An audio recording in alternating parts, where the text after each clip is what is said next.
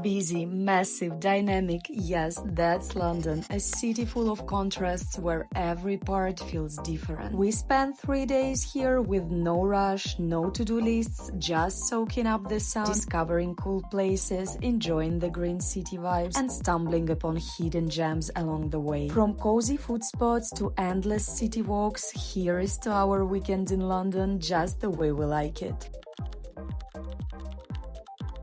We took the direct Eurostar train from Paris to London, which takes around 2 hours and 20 minutes. Make sure to arrive at least an hour early. Passport and security checks can take time. It was pretty chaotic in Paris, but on the way back from London, the process was much smoother and better organized. You need to pass all the controls, same as you need to pass in the airport. Passport control, security control. Still happy we're taking the train because we're gonna arrive in the city center and this... Tickets get pricey and it's better to book early. We paid around 260 euros round trip by booking 3 months in advance. We went with Eurostar Plus, which was just 15 euros more one way and came with comfier seats plus food and drinks included. This train goes under the English Channel La Manche for about 20 minutes, but if you're picturing glass tunnels, underwater magic and fish swimming by, I hate to break it to you, but it's just a dark tunnel. The next day, we went on a walking tour through the heart of historic London, known simply as the City. It's the oldest part of London, where centuries-old streets meet glass towers rising where Roman walls once stood. The tour started with the story of the Great Fire of London. It broke out in a bakery and raged for 4 days, destroying most of the city. One of the people who witnessed it all was Samuel Pepys. He wrote about it in his diaries, and thanks to him, we know so much about what London was like at the time. We also saw the Tower of London, a place that's been everything from a royal palace to a prison, and now it holds the crown jewels. Just around the corner is Tower Bridge, stretching across the Thames. By the way, can we talk about the color? It mostly comes from the mud and silt stored up from the riverbed. This murky look is mostly natural, but not appealing at all. By the end of the tour, we passed by the financial district surrounded by towering glass and steel. It's kind of surreal. You're walking down streets that are hundreds of years old and suddenly there is a building that looks like it belongs in a George Orwell dystopia. That's when it really hit me. London is massive. We spent 3 hours exploring just one part of it and still only scratched the surface. By the way, definitely save this free viewpoint right in the middle of the financial district. It's called the Garden at 120 and the best part, it's free of charge and no reservation needed. You might have to queue a little. We waited about 15 minutes, but it's totally worth it. I highly recommend a walking tour, even in just one area. The ride guide can completely change how you see the city. This is my first time in London in such a nice weather. We were so lucky. It's 24 degrees, it's sunny. It's a very different perception of the city when the weather is nice, and I'm really happy that we were lucky enough to experience it. One thing you need to know about London is that you really need to keep an eye here on your belongings, especially your phone. I live in Paris, which is full of pickpockets, but here it's on another level. My friend, she lives here in London. Several months ago, she had a situation where she was just standing by the road, looking in her phone. There was a guy on a scooter who actually just passed by her, took her phone from her hands and left. This really happens here a lot. You really need to keep an eye on that and be very careful here. For dinner, we went to Lita, short for Abuelita, which means grandma in Spanish. It's a cozy, elegant spot that opened just in 2024 and already earned a Michelin star. We shared everything we ordered, starting with the tuna carpaccio. I loved the mix with corno peppers, it was super fresh. We also had scallops, Sicilian prawn carpaccio, and a beetroot and tomato salad, which ended up being my personal favorite. For the main, we went for a massive 1 kilogram Marjoram, Peak District, T-bone, which was perfect for sharing. By the way, I also got a rhubarb pisco sour cocktail. Now I know for sure that rhubarb is just not my thing. This dinner came to around 150 euros per person. Should be ready that London is very expensive. I live in Paris and I find that it's an expensive city if you want to go to nice places, nice restaurants, but London is another level. Of course, like everywhere, you can find some places which are cheaper than the others, but be ready that you will spend some money here.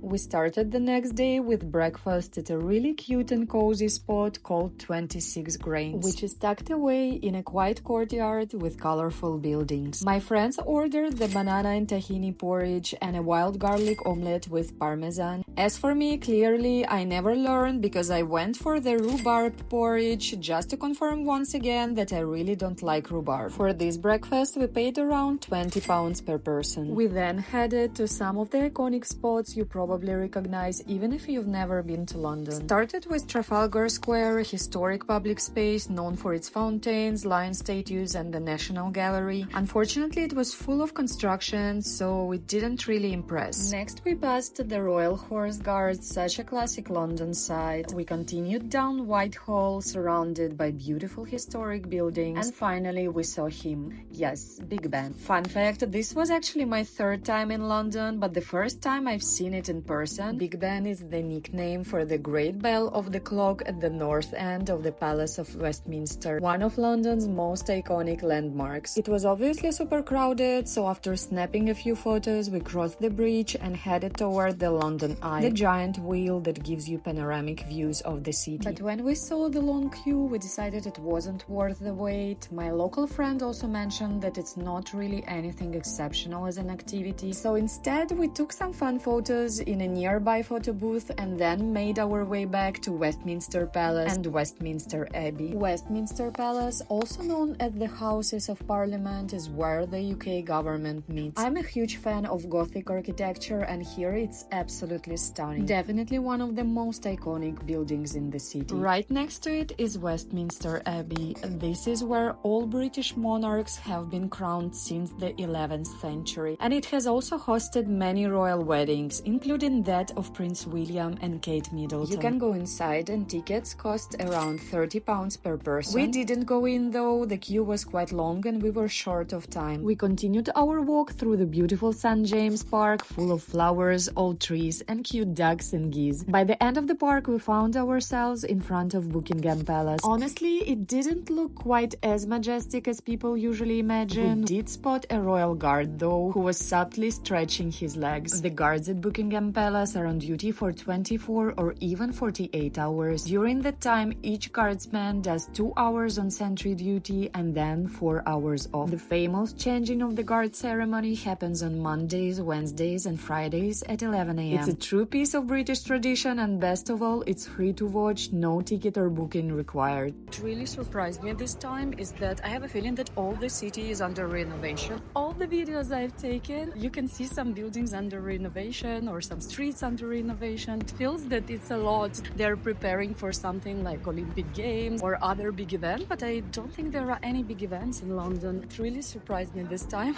I had a little mission on this trip. I was asked to stop by Bob Dylan's art exhibition at the Halcyon Gallery, which is on the New Bond Street, and the goal was to pick up a book about his artwork. To my surprise, I really loved the style of his pieces. Did you even know he paints? Because I didn't know before. My favorites were probably the ones with different cities views. The best part is that this exhibition is completely free to visit. We didn't find the book there, but just around the corner at Castle Fine Art Gallery, we got lucky. Not only did they have the book, but we also ended up spending an incredible time there. The gallery managers were super welcoming, they offered us Prosecco and shared some great stories about the artworks on display. And I really recommend you to pass by if you are in the city.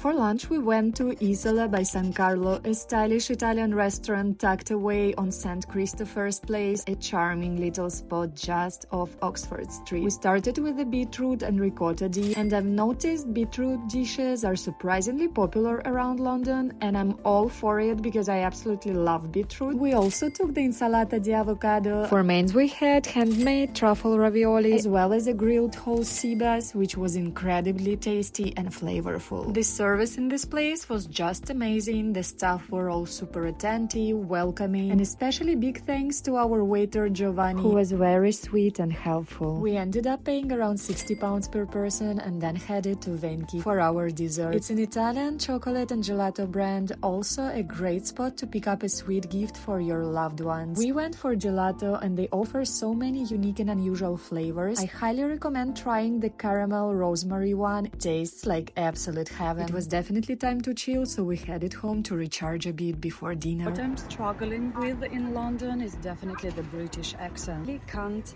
understand what they're saying from the first time.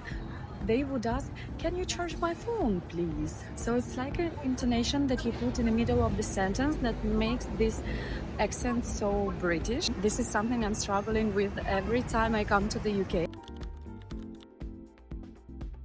For dinner, we were really craving some Eastern European food, so we went to Marivanna, a charming spot with nostalgic decor, home-style cooking, and a vibe that feels like you've just stepped into your grandma's living room. Food that reminds you home definitely hits differently. We ordered a plate of assorted pickles, the classic Olivier salad, vinaigrette salad, a bowl of borscht, which is a traditional beetroot soup usually served with sour cream. We also got chicken soup and some pelmeni, our traditional dumplings filled with the meat. For drinks, we had some prosecco, which honestly tasted more like Soviet champagne, and kvass, a traditional fermented drink from rye bread. It's funny how the whole vibe, the performance, the lights, the music felt like a proper throwback to the 80s and 90s. We had a lot of fun and got plenty of attention from the singer Gennady, probably because we were definitely bringing the energy to the room. So next time you need someone to light up your event, you know where to find us. We paid £60 per person for this dinner and ended up leaving a bit early. It was just way too hot inside, felt like a proper sauna. And that wrapped up our second day in London, full of good foods, familiar flavors, and lots of laughs.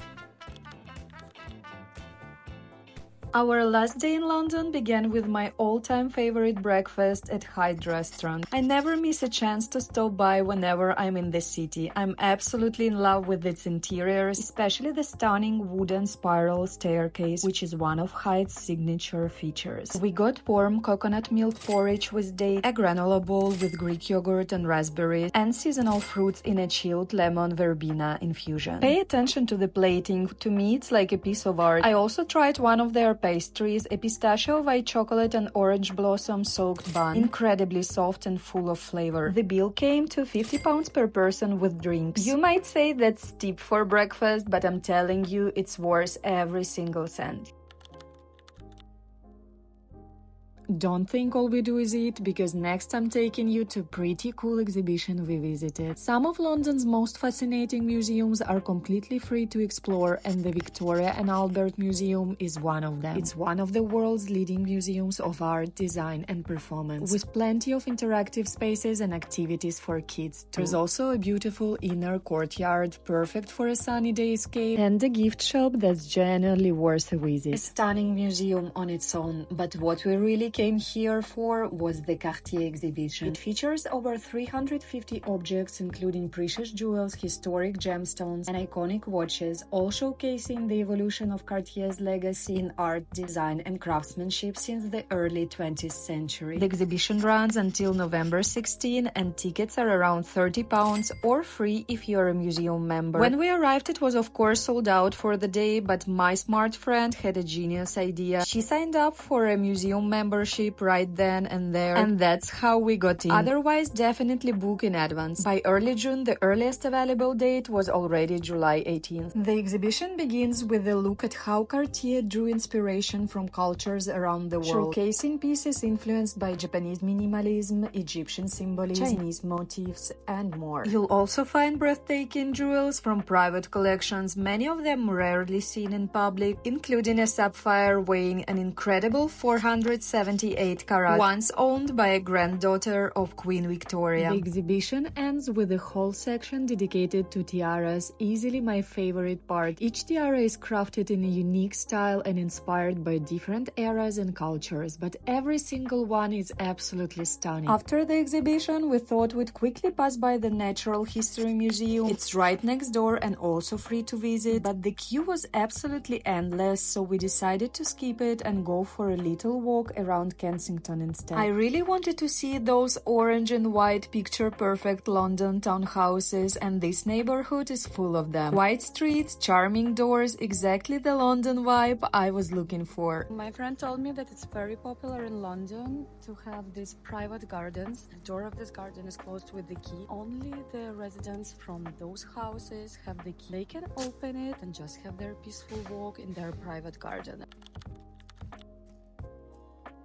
Lunchtime, and we're at Gaia, a stylish Mediterranean-inspired spot with a chic atmosphere. We started with the whole sea bream carpaccio, super fresh, and just look at that plating. Then came the watermelon salad with feta, almonds, and mint, one of my favorite summer combos. We also shared a classic Greek salad and some Greek-style meatballs with mint, tomato sauce, and yogurt. We ended up paying £100 per person, which felt a bit steep for the portion sizes, but overall, it was still a lovely experience. The entire setup, the decor, the vibe gave me major summer and Greece nostalgia. Our train wasn't for a few more hours, so we headed back to pack up and get our things together. On the way, we passed by Fortnum and Mason, one of London's most iconic stores. It's been around since the early 18th century and is especially known for its luxury teas, biscuits, and beautifully packaged hampers. If you're looking for an elegant, truly British gift or souvenir, this is the place to stop